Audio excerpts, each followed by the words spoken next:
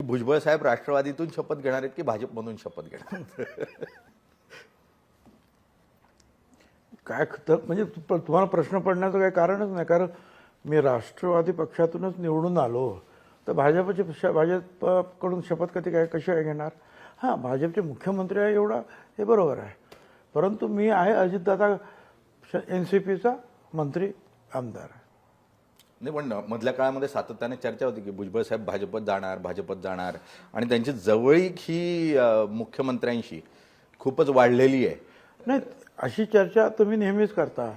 काय 2 ठाकरेंच्या बाबतीत करता, 2 पवारांच्या बाबतीत करता, काय कोणी फडणवीसांना भेटलं, कोणी मोदी साहेबांना भेटलं, तर ह्या चर्चा तुम्ही नेहमीच करता.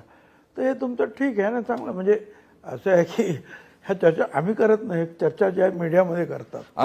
पण भुजबळ साहेब आम्ही सातत्याने चर्चा करत होतो की राष्ट्रवादी काँग्रेस भाजप बरोबर जाणार, राष्ट्रवादी काँग्रेस भाजप बरोबर जाणार.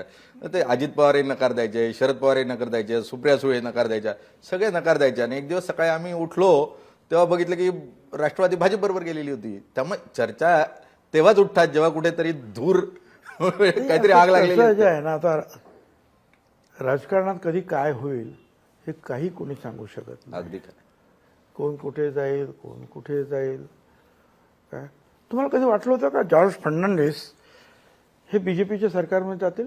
कधीच वाटलं नव्हतं. खरं. मग झालं ना. असंच आहे राजकारणात, कुठे काय घडेल हे सांगणं फार कठीण आहे.